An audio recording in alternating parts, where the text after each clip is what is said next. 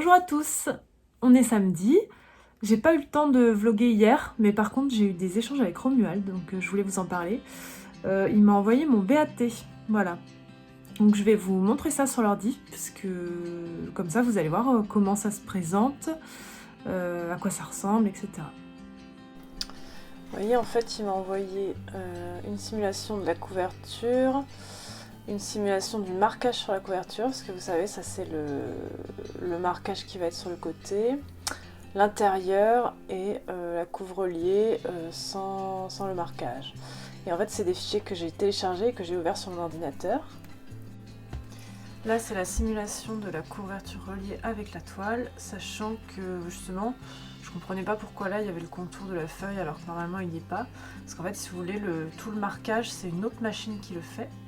Donc normalement, moi je lui envoie un fichier où tout ça c'est en noir pour que leur machine puisse bien identifier le contour et elle puisse bien marquer la toile. Et bon, là il me l'a fait en simulation en blanc, normalement ce sera en blanc quand ce sera fini, mais moi je dois lui envoyer un fichier où c'est en noir. Et la première fois qu'il m'avait envoyé le BAT, en fait la toile recouvrait un peu trop les feuilles, donc j'ai dû un petit peu resserrer ma couverture. Et là, vous voyez, il y a une grande bande. En fait, c'est la partie qui va être embordée dans le livre, en fait, parce que vous savez... Attendez, je repasse en normal. Donc, pour vous montrer ce que je vous racontais sur le livre, en fait, quand vous avez une couverture rigide comme ça, en fait, c'est un bout de carton qu'ils vont plier. Et par-dessus ce bout de carton, ils vont venir coller un papier qu'ils ont imprimé. Donc du coup, vous voyez, donc là, ils vont coller le bout de papier là. Et vous voyez, la couve, elle continue en fait derrière. Donc voilà, on voit bien en plus la démarcation. On voit bien que là, ça revient ici, vous voyez. Et donc ça, c'est la partie qu'on voit derrière. Bon, ça vient de s'éteindre. Qui est tout autour de ma couverture. Donc j'ai laissé un espace imprimé pour que ça revienne comme ça ici, vous voyez, et qu'après il puisse coller l'intérieur dedans. J'ai pu modifier les 3 petites choses qui n'allaient pas, notamment cette histoire de dos cousu qui s'étendait plus que ce que j'avais prévu. Alors, je sais pas trop comment j'ai calculé, mais fou la honte. Et sinon j'avais d'autres petits soucis techniques en fait d'affichage sur mon Acrobat, donc c'est mon logiciel qui lit les PDF. Je voyais apparaître des petits traits qui comment dire, quand vous avez un fichier informatique de votre mise en page, ou que ce soit sur Photoshop, que ce soit même sur Word, hein, ça peut arriver, vous avez, quand vous cliquez sur votre image, vous avez un contour informatique de l'image.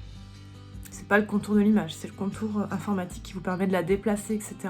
Et en fait, moi, sur mon Acrobat Reader, et ben, il apparaît ce contour, ça faisait un tout petit trait fin blanc.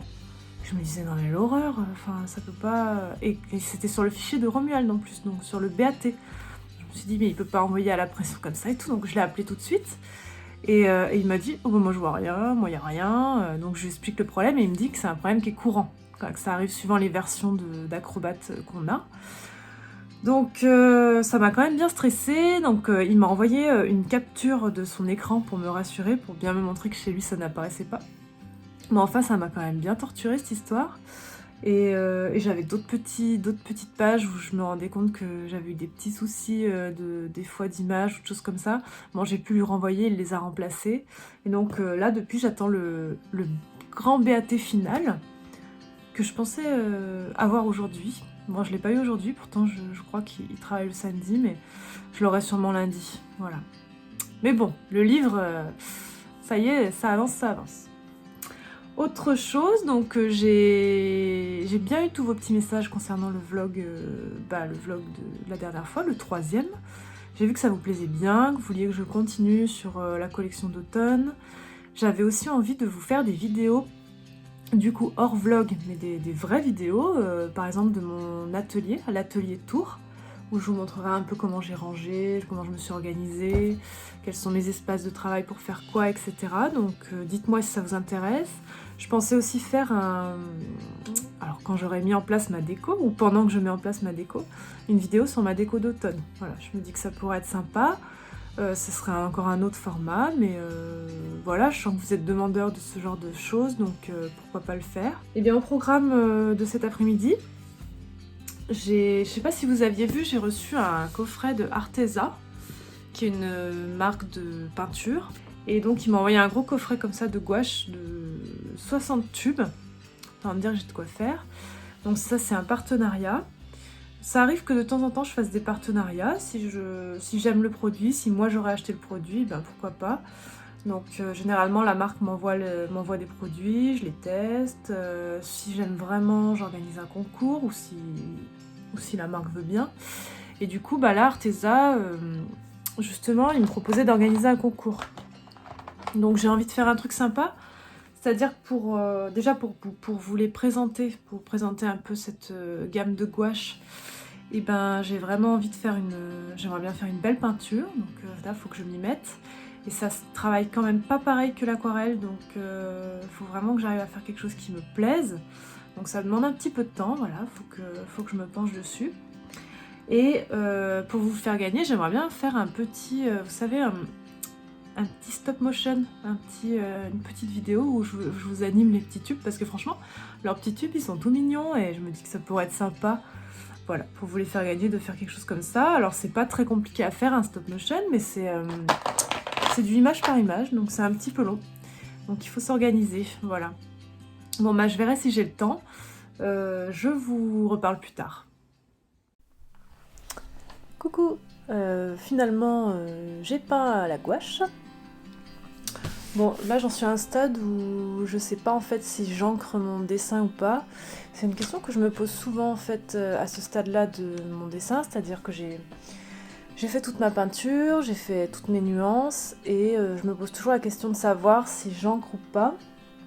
Quand je dis j'encre, vous savez, c'est que je fais les contours de mes dessins avec un feutre à encre de Chine.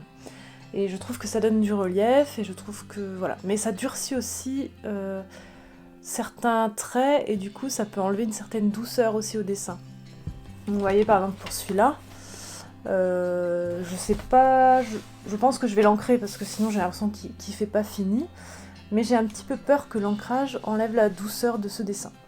Donc écoutez, je vais voir. J'ai bien aimé peindre à la gouache, mais c'était pas facile. J'ai trouvé que je suis vraiment sortie de ma zone de confort. Ça se travaille. Alors il y en a qui disent que ça se travaille comme l'aquarelle. Moi j'ai essayé de vraiment jouer le jeu de la gouache en me disant bon ok, je le travaille pas comme l'aquarelle puisque le but c'est aussi de tester d'autres techniques. Donc je l'ai travaillé vraiment avec beaucoup d'opacité et du coup ça n'a pas été très facile. J'ai l'impression que c'est plus grossier pour moi que l'aquarelle ne l'est. Après, il y a un intérêt à avoir des surfaces opaques, mais alors peut-être qu'il faut mixer les deux, plutôt que de faire que de la gouache. Voilà. Bon, de toute façon, il faut que je finisse, donc je vais finir l'ancrage, etc. Et puis je verrai bien dans quelques jours comment je ressens ma peinture, parce que des fois, on est déçu sur le moment, et puis finalement, le lendemain, on aime bien, et voilà, donc il ne faut pas non plus avoir des idées trop arrêtées, donc au moins j'aurai testé. J'ai quand même bien aimé, hein, mais je pense que plus tard je vais le mixer à l'aquarelle. La gouache pure, faire des dessins à la gouache pure, je pense que j'ai pas assez l'habitude en fait. Je pense que je suis trop conditionnée à l'aquarelle pour l'instant en tout cas m'éclater à la gouache. Voilà. Donc je vous ferai un retour dans un post Insta de toute façon. Mais je trouvais ça intéressant de vous en parler ici. J'ai foutu un bordel pas possible. Il y a des couleurs que j'ai adorées. Je pense à... il y avait une terre de sienne qui était super, il y avait une espèce de blanc tirant sur le jaune magnifique.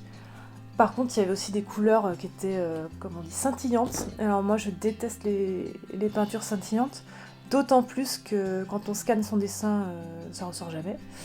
Donc j'ai fait l'erreur d'en mettre un peu dans ma palette et des fois je trempais mon pinceau dedans sans faire exprès et c'était la cata. Bref, du coup voilà. Et vous voyez, ils étaient conditionnés dans des petits trucs comme ça. Ce plastique, c'est vraiment pas joli, ça fait beaucoup de déchets en plus. Mais bon, du coup, je préfère les sortir et puis je pense pas que je les remettrai dans ces trucs rouges. Voilà. Là, ceux que j'ai laissés, c'est des couleurs que j'utilise jamais. Je pense c'est les bleus, c'est les roses. Peut-être que je les utiliserai un jour, mais pas tout de suite. Bon, bah, je vous dis à plus tard. Bonjour, on est lundi. Ce matin, j'ai validé le dernier BAT de Romuald. Voilà, il me l'a envoyé très très tôt. En fait, je lui avais demandé, mais je vous avais dit hier, de m'envoyer des captures de certaines choses pour que je sois sûre que ça rendait comme j'avais prévu. Du coup, il m'a envoyé ça. Et du coup, ça y est, je lui ai validé le BAT, donc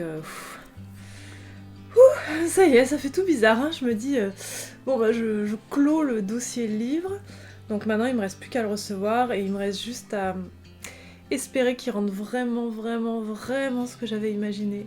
Voilà, parce que j'ai pas pu faire de test papier, ça c'était un peu mon regret, mais bon, c'est comme ça. Je pense qu'ils savent ce qu'ils font. Oui, j'ai Oli qui est là, c'est pour ça que je la caresse. En fait, faire des vidéos, j'adore. Finalement, c'est ma nouvelle passion de l'année, je crois. J'aime bien le fait de faire du montage, j'aime bien le fait de mettre des musiques, voilà. Bon, pour l'instant, je suis pas professionnelle, etc. Mais c'est un format je trouve ça excitant, voilà, de faire des nouvelles choses, d'apprendre des nouvelles compétences. Vous savez que moi, je fonctionne beaucoup comme ça. Donc ça, c'est mon truc du moment, voilà. Donc j'ai envie de faire plein de vidéos sur plein de sujets, mais bah, je vous en reparlerai. Donc là, je vais devoir me mettre à travailler sur la collection d'automne. Donc pour ça, je vais me faire un listing en fait de tous les formats que je veux développer pour cette collection. Donc je pense qu'il va y avoir un marque-page, un certain nombre de cartes postales, un certain nombre d'affiches. Après il faut que je réfléchisse aux papiers sur lesquels je vais faire ça. Il y aura peut-être un bloc-notes, il y aura peut-être un carnet. L'avantage, si vous voulez, c'est que tous les dessins que j'ai fait pendant 6 mois pour le livre, je vais pouvoir les décliner sur ces formats-là, donc je n'ai pas besoin de refaire des illustrations pour refaire ça. Par contre, je vais refaire des compositions différentes du livre, je pense. Et j'ai une seule interrogation, c'est concernant mes recettes. Attendez, je vais vous montrer. Vous saviez que jusqu'à maintenant, je faisais des recettes peintes, c'est-à-dire que bah vous voyez, je vous en montre une. J'écrivais tout à la main, je faisais tout à la main, je faisais tout en une fois sur ma peinture, et après je scannais, etc. Et c'est ça que j'envoyais à l'imprimeur, et j'en tirais des cartes, j'en ai tiré des petits formats A5 aussi certaines années, et donc j'en ai fait, je sais pas, une dizaine comme ça de recettes que vous avez achetées, que vous avez affichées chez vous, etc.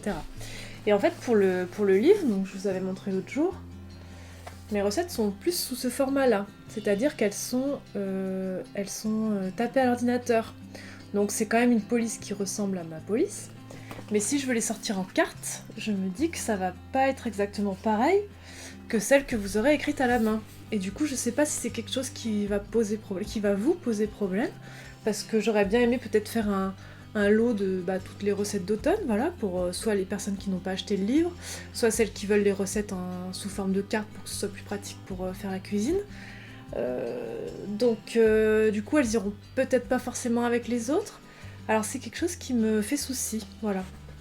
Je sais pas trop comment le gérer, je pense que de toute façon je ne vais pas les refaire, donc je vais les sortir comme ça. Mais c'est quelque chose, je sais pas, qui me fait un peu peur. J'ai un peu peur de vos réactions vis-à-vis de ça.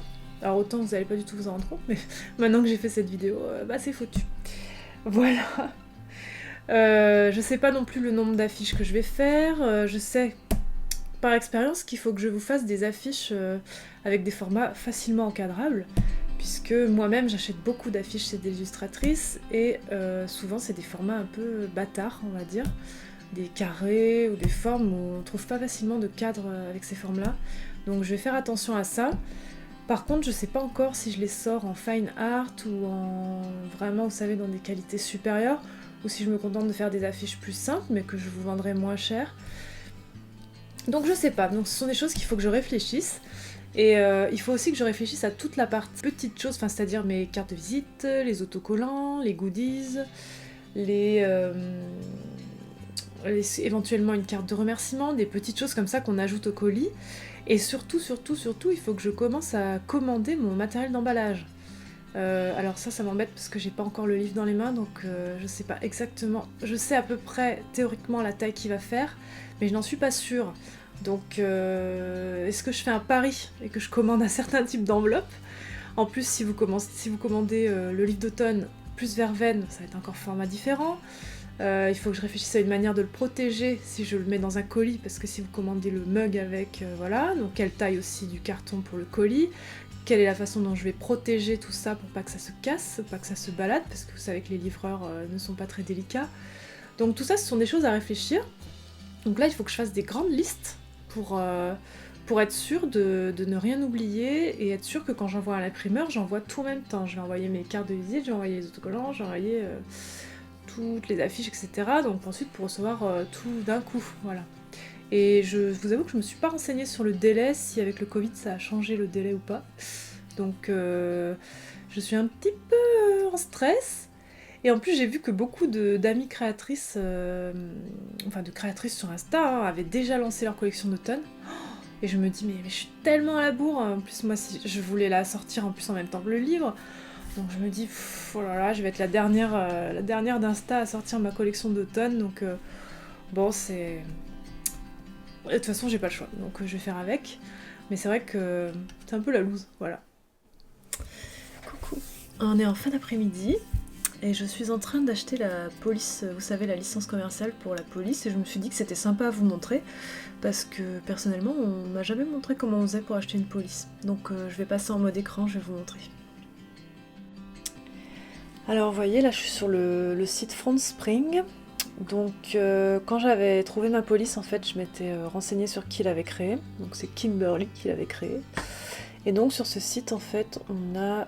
c'est le site sur lequel elle renvoie, elle, sur son site principal. Et on a les différentes options possibles. Et voilà, et c'est comme ça qu'après je vais lui rémunérer sa police, voilà. Donc je vais aussi en acheter une autre parce que j'en ai beaucoup utilisé une autre en fait, celle qui fait tous mes titres. Donc il va falloir que j'aille faire ça, mais je voulais vous montrer ça. Donc je pense que c'est important de rémunérer des personnes qui prennent du temps pour créer ce genre de choses qui nous aident beaucoup, nous les créatifs. C'est des créatifs aussi. Hein. Et donc il faut que j'aille acheter la deuxième police. Voilà.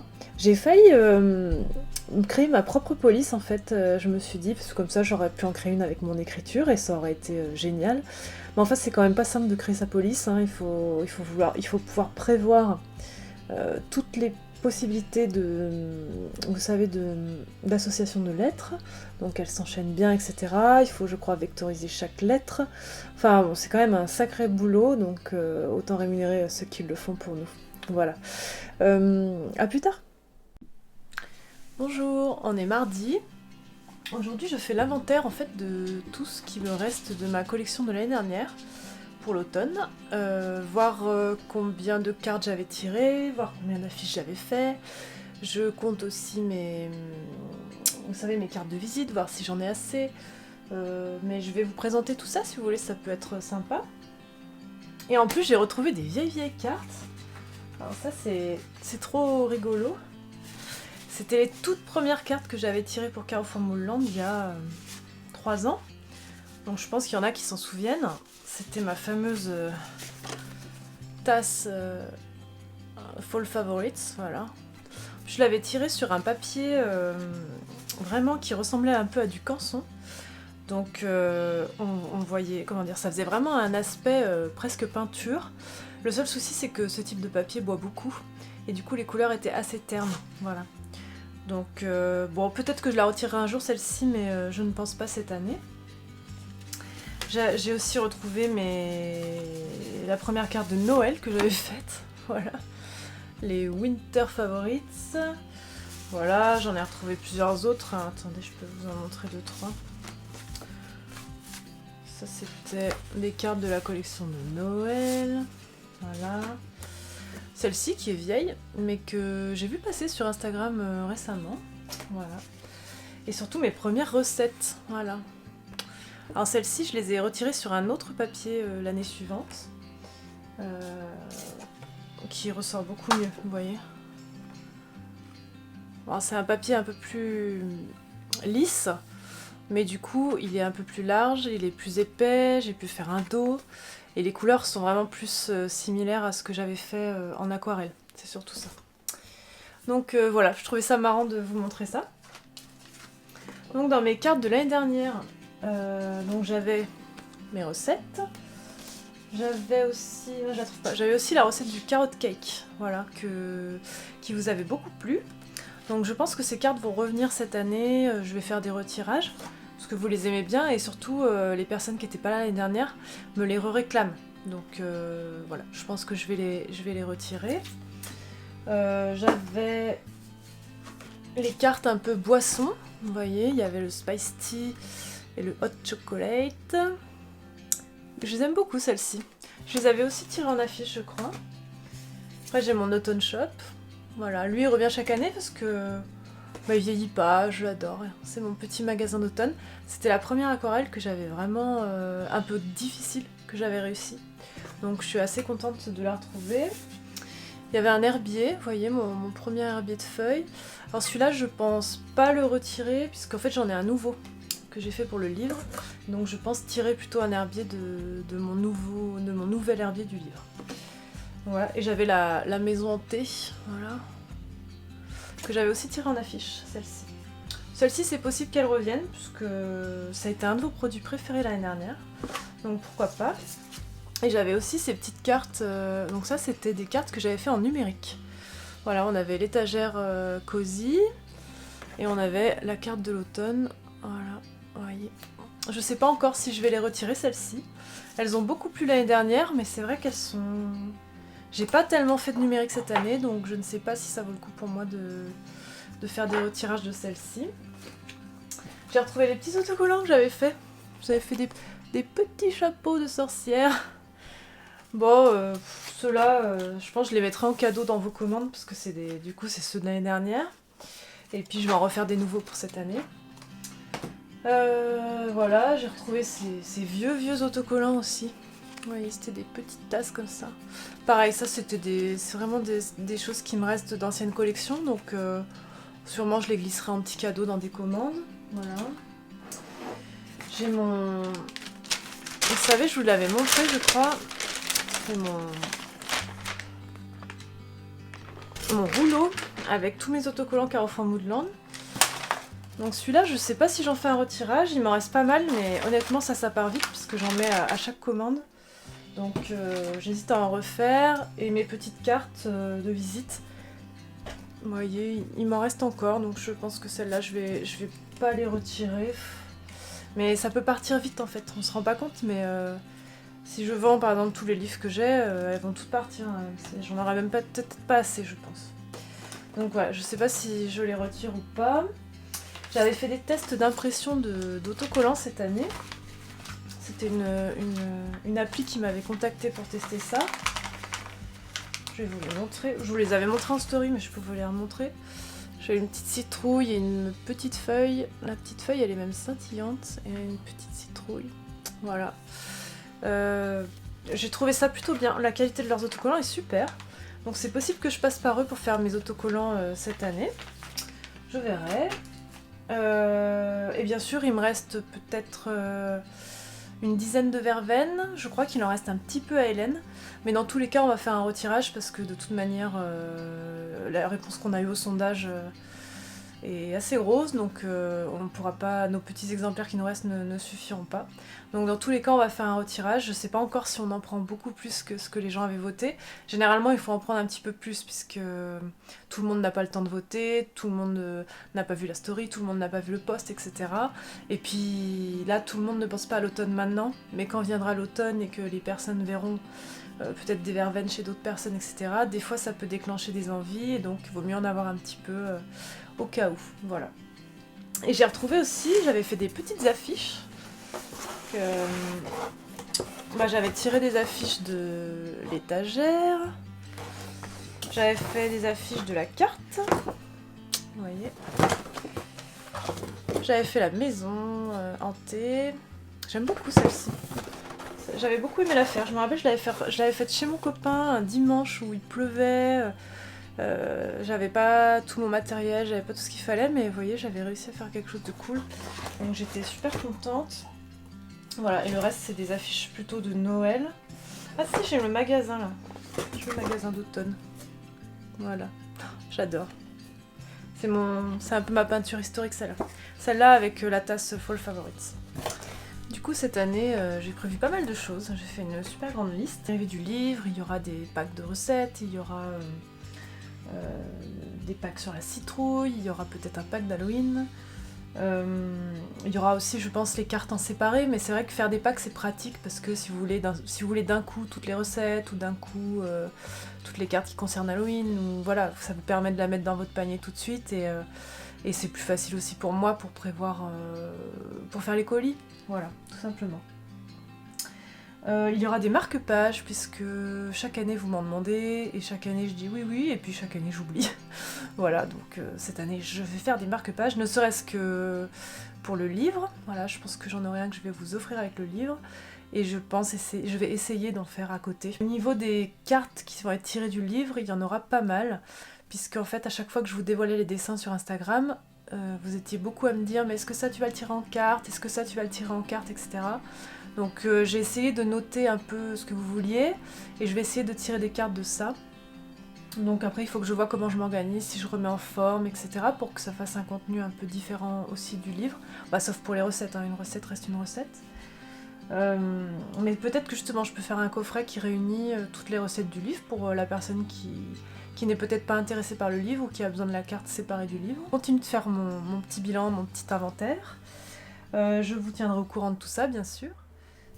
Je viens de commencer à travailler sur mon marque-page qui va être décliné du livre. Je peux vous montrer si vous voulez. Vous voyez. En fait, le plus dur, c'est de faire des choix sur qu'est-ce que je garde comme dessin. Parce qu'en fait, passer d'un format couverture à un format marque-page, forcément, on en enlève quoi.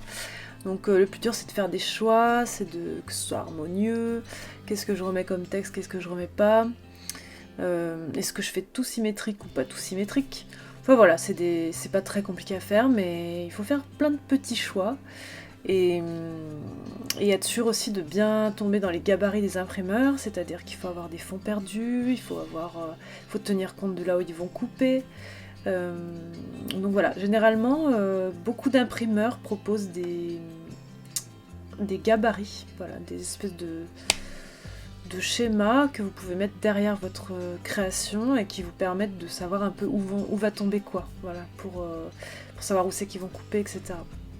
Mais bon, tous ne le précisent pas et des fois il faut travailler avec des repères, à vous de mettre des repères et à faire des grilles. Voilà. Bon, bah, je continue.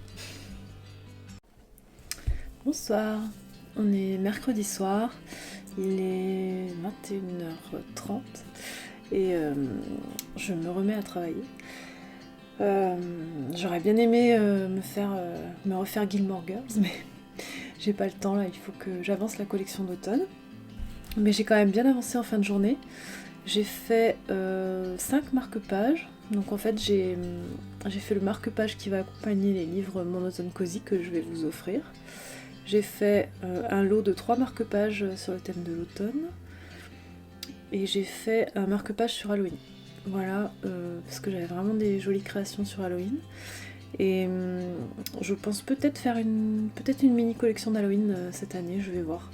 Si j'ai assez de produits, peut-être que je séparerai ça de la vente de l'automne et que je ferai une petite collection en octobre sur Halloween, voilà.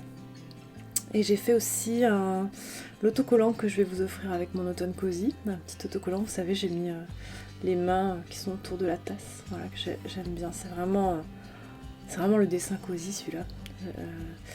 Et j'ai fait un bloc-notes, vous savez, j'aime beaucoup moi les bloc-notes un peu de ce type-là. Donc j'en ai fait un sur le thème de l'automne, voilà. Donc là, je vais me mettre à mettre en forme, quand je dis mettre en forme, c'est mettre en forme pour l'imprimeur, pour envoyer à l'impression là en fin de semaine, toutes mes cartes postales, voilà. Donc j'en ai plus d'une dizaine là, et vous savez, il faut que je tienne compte des fonds perdus, des traits de coupe, etc., ce genre de choses, donc voilà. C'est pas très compliqué, mais ça prend du temps, en fait. On se rend pas compte quand on se dit, quand une créatrice vous dit « oui, j'ai envoyé mes trucs à l'impression », en fait, elle y a passé du temps. C'est-à-dire que l'imprimeur ne fait rien. L'imprimeur, il vous prend vos fichiers et il les met dans son ordi et il envoie à l'impression. Donc c'est à la créatrice ou c'est à l'illustratrice de mettre en forme ces fichiers correctement pour que l'imprimeur puisse imprimer directement. Donc ça veut dire aussi être sûr de la bonne résolution de vos images, être sûr de la bonne colorimétrie, ce genre de choses quoi. Donc c'est plein de petits détails où il faut faire attention pour que le rendu soit chouette derrière. Voilà. Donc je vous reparle plus tard. Recoucou, on est jeudi fin de journée. J'ai toujours pas réussi à me sortir de mon problème avec les cartes de recettes. Donc le temps passe, ça commence à me mettre la pression parce que je me dis mais est-ce que je vais y arriver ça me met la pression. Je me la mets toute seule. Hein. D'ailleurs j'ai écouté en même temps, c'est marrant, un épisode de Change ma vie. Vous savez, c'est un podcast sur le développement personnel. Et c'est, je crois, sur la gestion de son... Non, c'est comment arrêter de se sentir débordé. Parce qu'en fait, elle dit dedans que le sentiment d'être débordé, c'est quelque chose qu'on ressent. C'est pas un fait. C'est-à-dire qu'on peut avoir plein de choses à faire, mais c'est nous qui décidons d'avoir toutes ces choses à faire. Et donc, c'est une pression qu'on se met tout seul. Et c'est seul qu'on ressent ce débordement, puisqu'on se donne des délais trop courts pour faire trop de choses, voilà, par exemple. Voilà, je vous conseille cet épisode parce qu'il est quand même très intéressant. Et j'avoue que ça m'a pas mal remis en question, où je me dis que effectivement, moi, je me sens constamment débordée. Et je pense qu'il faut vraiment que je fasse un travail sur moi là-dessus pour que ça aille mieux. Bref, voilà. Bon, je voulais juste faire cette petite vidéo pour clore le vlog de cette semaine. Voilà, vous avez vu plein de petites choses éparses, hein. Il n'y avait pas un gros sujet sur les vlogs de cette semaine, mais c'était plein de petites choses, donc la collection d'automne est toujours en cours. Je pense que je vais continuer la semaine prochaine dans ce même format. J'espère que ça vous a plu, n'hésitez pas à mettre un petit commentaire, un petit pouce, et puis à vous abonner à la chaîne, et puis voilà. Merci, bon week-end!